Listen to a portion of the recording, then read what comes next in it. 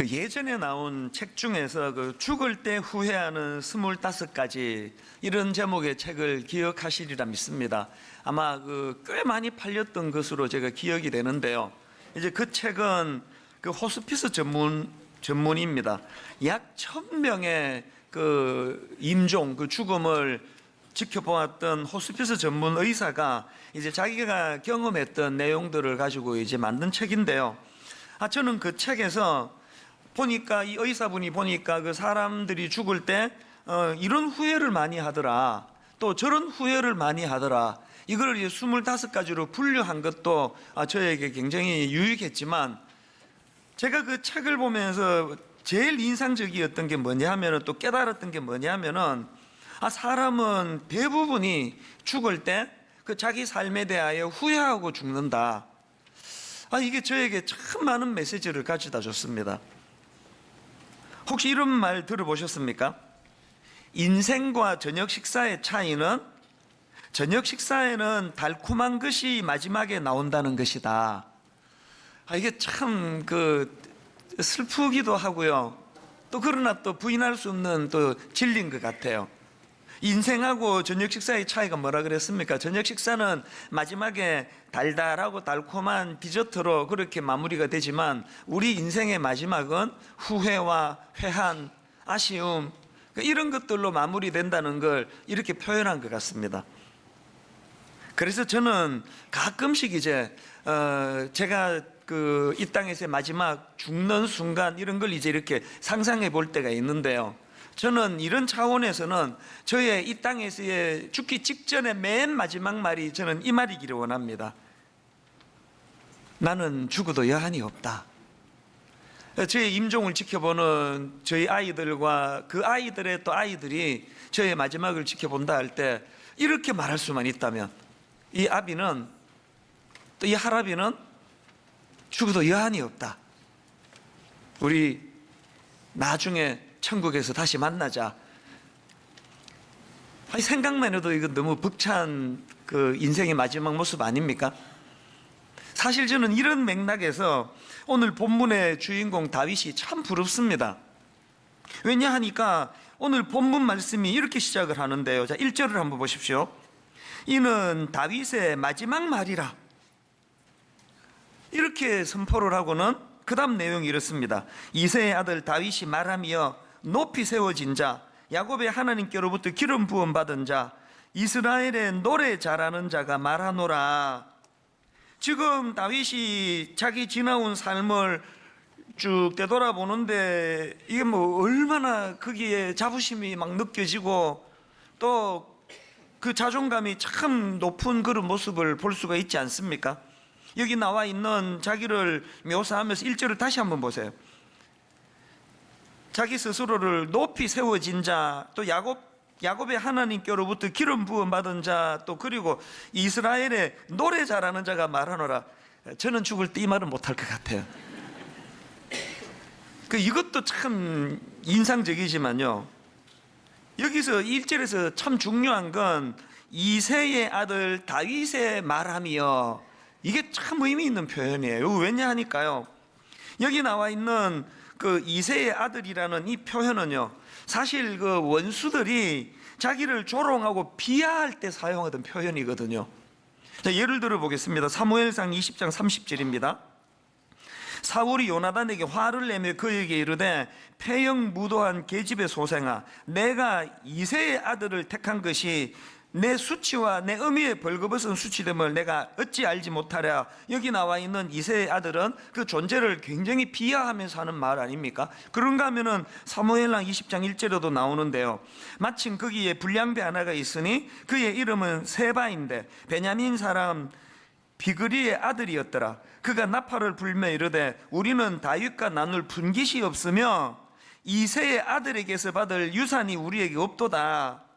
지금 이 다윗을 이새의 아들로 표현하는 건 아무것도 받을 게 없는 그 존재의 초라함을 지금 비아냥거리는 표현이거든요. 그런데 지금 오늘 아까 방금 읽었던 이 1절에서 다윗이 지금 자기의 지나온 삶을 되돌아보면서 표현하는 표현이 뭐였습니까? 이는 다윗의 마지막 말이라. 이새의 아들 다윗이 말하며, 이게 지금 뭘 의미하는 것 같습니까? 이걸 제가 가만히 보니까 두 가지 의미가 여기에 담겨져 있는데요. 하나는 다윗이 갖고 있는 기본적인 생각이 뭡니까? 나는 하나님의 평가가 중요하다고 생각하기 때문에 그런 사람의 평가에 별로 마음이 실려 있지 않기 때문에 이런 말을 막 할 수 있는 거거든요. 그런가 하면은 또 하나 그 의미가 뭐냐 보니까 다윗은 지금 누가 자기를 비아냥거리고 조롱하든 말든 굉장히 건강한 자아상을 갖고 있기 때문에 그런 거가 상처가 안 됐기 때문에 이런 표현을 쓸 수 있는 거라는 그 생각입니다. 그 이런 의미에서 제가 참 다윗이 부러운 거예요. 그런가 하면 바로 그 다음 나오는 3절부터에서도 다윗이 자기 스스로에 대한 그 긍정적인 그런 자존감, 그 자아상이 느껴지는 구절이 또 나오는데요. 자, 3절부터 한번 보십시오. 이스라엘의 하나님이 말씀하시며 이스라엘의 반석이 내게 이르시기를 사람을 공의로 다스리는 자, 하나님을 경외함으로 다스리는 자여, 그는 돋는 해의 아침빛 같고 구름 없는 아침 같고 비 내린 후에 광선으로 땅에서 움이 돋는 새풀 같은 일을 하시도다. 그리고는 5절에서 내 집이 하나님 앞에 이같지 아니하냐. 와, 이 긍지가 막 확 느껴지지 않습니까? 그 자녀 교육과 관계된 책 중에서 스펙보다 중요한 내 아이의 자존감, 이런 제목의 책이 있는데요. 그 제목 자체도 너무 동의가 돼요. 사실 여러분 이 스펙 쌓아야 좋은데 취직 한다, 이거 다 알고 있지만 스펙보다 중요한 게 우리 아이의 그 건강한 자존감이라는 거예요. 그 저자가 이 책에서 강조하는 게 뭐냐면은 인간을 건강하게 유지하는 강력한 힘이 그게 자존감인데요. 그렇기 때문에 사람은 이 자존감이 무너지면 정신이 병들 수밖에 없고, 반대로 이 자존감이 회복이 되면 그 사람의 모든 게 다 치유가 된다는 거예요. 제가 다윗을 부러워하는 것도 그거고요.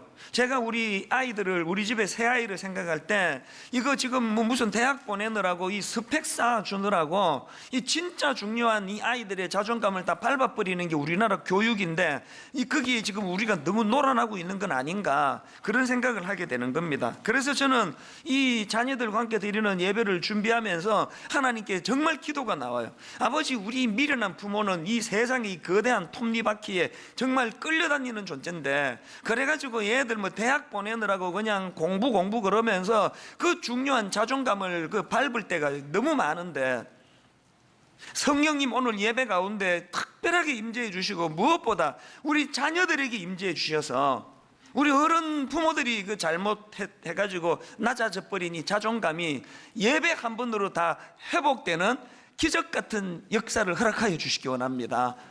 제 마음의 소원은 분당 우리 교회에 우리 어린 꼬맹이, 또 우리 중고등부 청소년, 그리고 청년대학부에 이르기까지 정말 주님 안에서 자기 존재감을 다윗처럼 이렇게 고백하기를 바랍니다. 본문이 있는 그대로예요. 우리 아이들이 이렇게 고백할 수만 있다면 나는 돋는 해의 아침빛 같은 인생이다. 또 이런 본문의 말씀이 나오지 않습니까? 내 인생은 구름 없는 아침 같은 상쾌한 인생이다. 나는 또 본문에 이런 표현이 나옵니다. 비 내린 후에 광선으로 땅에서 움이 돋는 새풀 같은 인생. 요즘으로 이거를 빗대가지고 말한다면은 내 인생은 미세먼지 하나 없는 맑디 맑은 인생이다. 아까 1부 때 이게 빵 터져가지고 기대를 하고 이렇게 했더니 또 반응이 또 그러네. 이게 참 종잡을 수가 없습니다. 여러분 자녀들이 자기 인생이 미세먼지 하나 없는, 미련을 못 버리고 또 지금 반복하는데요, 미세먼지 하나 없는 맑은, 그런 깨끗하고 맑은 인생이, 그게 바로 내 인생의 모습이라고 이렇게 말할 만큼 건강한 자아상을 가질 수만 있다면, 그래서 여러분 스펙보다 중요한 내 아이의 자존감이라는 그 책 제목은 너무 잘 뽑은 것 같아요. 자존감이 무너지면 다 무너지는 거예요. 어떤 사람이 자존감이 좀 낮단 말이에요. 그러면요, 누가 막 칭찬을 해주는 게 와닿질 않아요. 하여튼 저 사람은 맨날 전소리 잘한다고, 그게 와닿지를 않아요. 그리고 어떤 경우에 좀 아닌데 자꾸 칭찬을 하면은 막 화가 나요. 막 비웃는 것 같아가지고. 누가 저보고 목사님 탤런트 같이 잘생겼습니다. 나 화가 나요. 나는 놀리는 것 같아가지고. 이 반대로 자존감이 건강하면은요, 다윗처럼 막 자기를 그 조롱하느라고 이세의 아들이라고 이런 표현을 써도 그런 게 하나도 그게 자기를 힘들게 하지 않는 거예요. 이 자존감이라는 게 이렇게 중요한 거거든요. 그래서 저는 오늘 이 본문 말씀을 준비하면서 그 마음에 정말 오늘 우리 자녀들이 이런 다윗과 같은 자존감을 가지고 건강한 자존감을 가지고 살면 좋겠다, 그런 기대를 가지고 본문을 쭉 보니까요, 오늘 본문 안에서 다윗은 어떻게 그렇게 건강한 자존감을 갖게 됐는지 저는 한 두 가지 힌트를 본문에서 얻게 되더라는 겁니다. 오늘 이 두 가지가 오늘 예배드리는 우리 모든 성도님들과 그 가정의 자녀들에게 이 두 가지가 회복되기를 저는 바랍니다. 다윗이 건강한 자존감을 가질 수 있었던 첫 번째 비결이 뭐냐? 다윗은 여러분 하나님 말씀의 인도를 받는 삶을 살았기 때문이라는 겁니다. 그 주일학교 아이들은 이제 또 우리 전사님들이나 목사님들이 또 그 이 대지를 말하고는 따라하라고 그러기 때문에 오늘 우리 아이들을 내가 의식해서, 자, 저를 한번 따라해 보시겠습니까? 하나님 말씀의 인도를 받는 삶.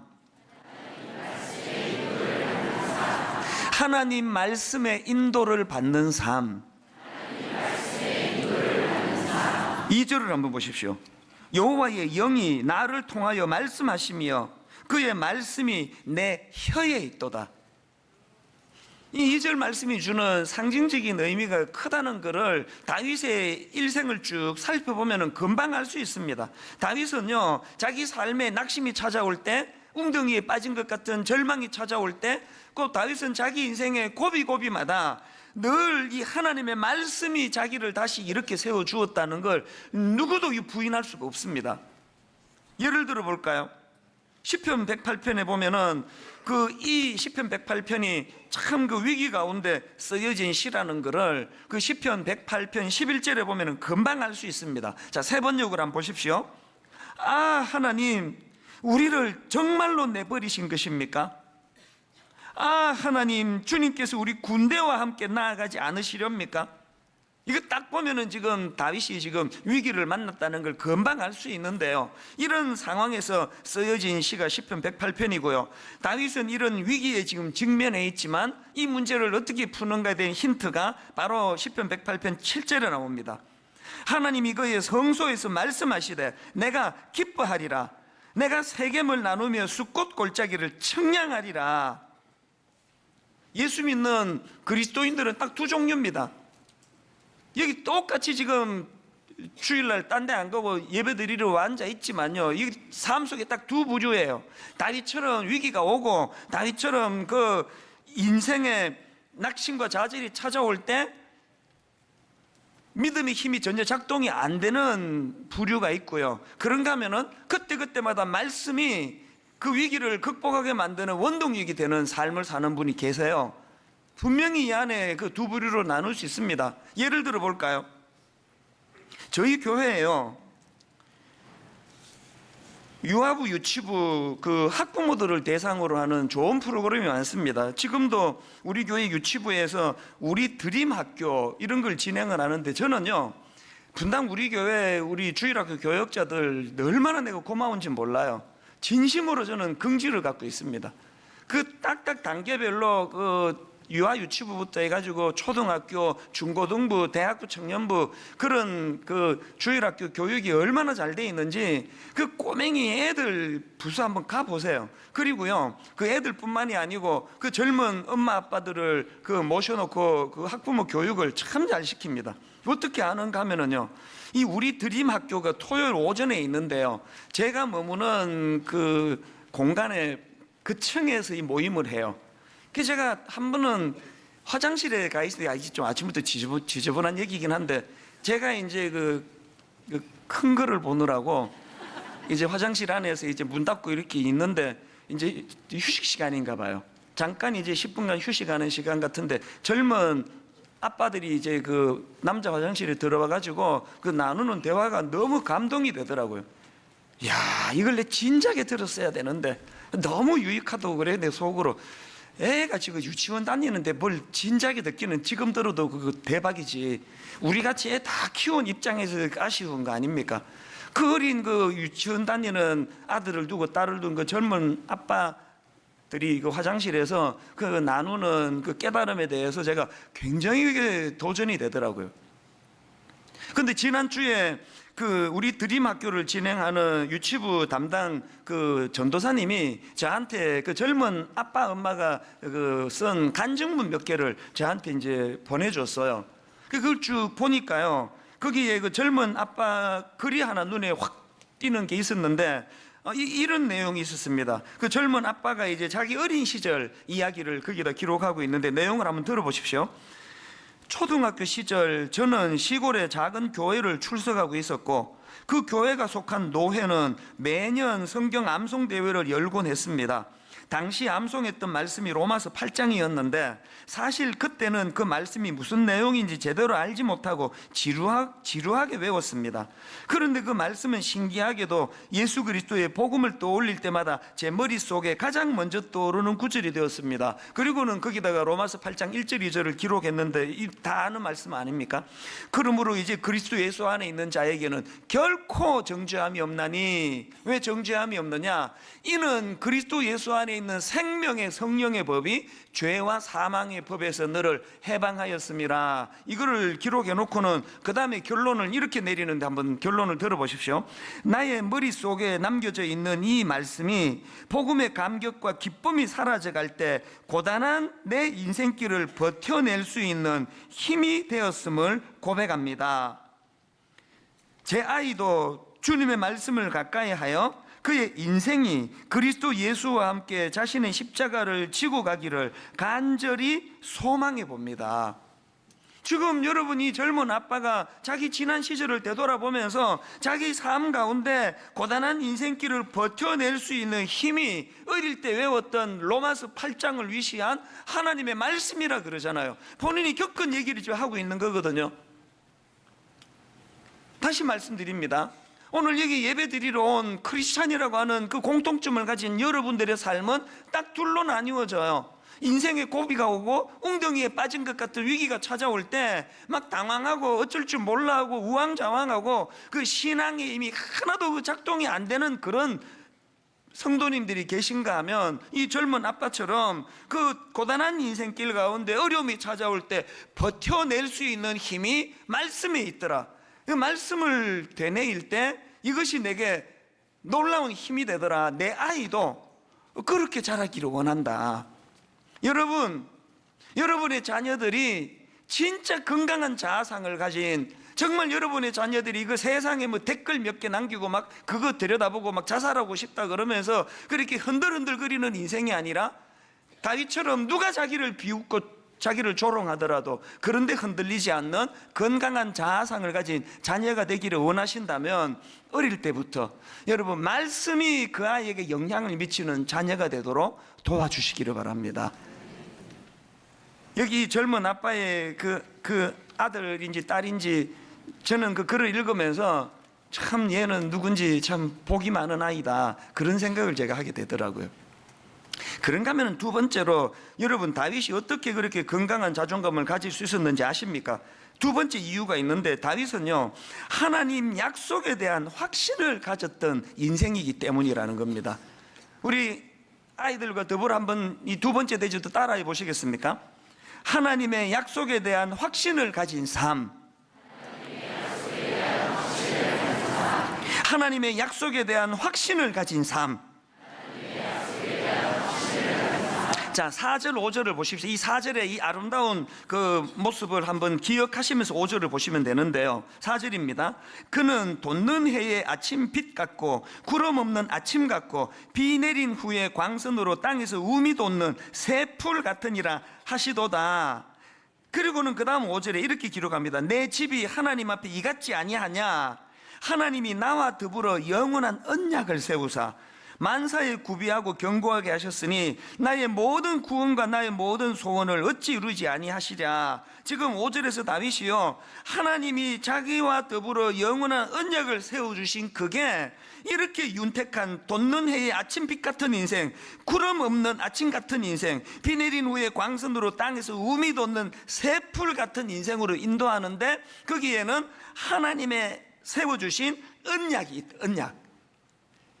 지금 여기서 지금 다윗이 말하는 하나님이 세워주신 언약이 뭔지는요, 사무엘하 7장의 그 내용이 나오는데요. 자, 그 중에서 12절 13절 한번 들어보십시오. 거기에 다윗이 말하는 언약의 내용이 나옵니다. 내 수완이 차서 내 조상들과 함께 누울 때에 내가 내 몸에서 내 시들을 내 뒤에 세워 그의 나라를 견고하게 하리라. 그는 내 이름을 위하여 집을 건축할 것이고, 그 다음 들어보세요. 나는 그의 나라 왕위를 영원히 견고하게 하리라. 또 16절, 다윗을 향하여 이런 축복을 주십니다. 내 집과 내 나라가 내 앞에서 영원히 보존되고 내 왕위가 영원히 견고하리라. 이 다윗을 향한 영원한 왕권과 그것을 보장해 주시겠다는 언약, 여기에는 그 다윗을 가문을 통하여서 예수 그리스도가 이 땅에 오실 것이라는 그 약속도 포함되어 있는 말씀이거든요. 다윗이 지금 그렇게 여러분 그 구름 한 점 없는 너무너무 신선한 비온 후에 광선으로 땅에 움이 돋는 새풀 같은 인생이라고 자기를 돌아볼 수 있게 된 근본적인 이유가 뭐냐? 자기는 그 하나님의 언약, 하나님의 약속을 믿는 믿음이 있었다는 거예요. 그래서 그런 향기로운 윤택한 인생이 되기 위해 가지고 바로 앞에 3절에 보니까 사람을 공의로 다스리는 자, 또 하나님을 경외함으로 다스리는 자, 이런 조건도 다윗이 언급을 하지만 더 중요한 것은 그런 근원적으로는 그런 자기의 어떤 선한 행위로서가 아니라 하나님의 언약, 자격 없는 자에게 주신 그 약속, 그 약속을 하나님 반드시 이루어 주실 것이다. 이것이 다윗으로 하여금 자존감을 높여주는데요, 이게 갖는 효과가 얼마나 크다는 건 제가 직접 경험한 사람 아닙니까? 저는 20대 때 움직이던 열등감이었습니다. 숨 쉬는 것 모든 게 다 저는 열등감이었거든요. 그랬던 제가 어느 날 보니까 그 하나도 없으신 거예요. 저도 다윗 이상으로 비아냥거림을 많이 받는 사람 중에 하나 아닙니까? 페이스북 같은 데 보면은 누군지 알지도 못하면서 목사라 그러니까 그냥 막 그렇게 저를 조롱하고 비웃고 이런 것들을 누구보다도 많이 듣는 사람이지만 그것 때문에 상처받는 거 없습니다. 진짜 없습니다. 옛날엔 있었는데 지금은 없습니다. 왠지 아십니까? 내 인생의 규정은요, 이런 초라하고 보잘것없고 그 사람이 저를 비아냥거릴 때 그게 뭐 옳은지 그런지 별로 관심 없습니다. 다 맞는 이야기라고 인정하더라도 그럼에도 불구하고 이런 비천한 저에게 임하시는 하나님의 언약, 그 약속을 저는 믿기 때문에, 그리고 제 인생이 그걸 지금 다 증명해내고 있기 때문에 저는 여러분과 여러분의 자녀들에게도 여러분에게 주셨던 하나님의 예수 그리스도의 십자가를 통하여 주신 놀라운 그 약속의 말씀, 이거를 붙잡는 믿음의 가문, 믿음의 부모, 믿음의 자녀 되기를 주님 이름으로 축복합니다. 같이 기도하시겠습니다. 이제는 우리 구주 예수 그리스도의 은혜와 하나님 아버지의 다함 없으신 사랑과 성령님의 위로, 교통, 감화, 이 시간 함께 하시는 은혜가 분당 우리의 모든 성도님의 가정과 특별히 햇살처럼 존귀하고 아름다운 자녀들 가운데 함께 하시기를 간절히 축원하옵나이다. 아멘.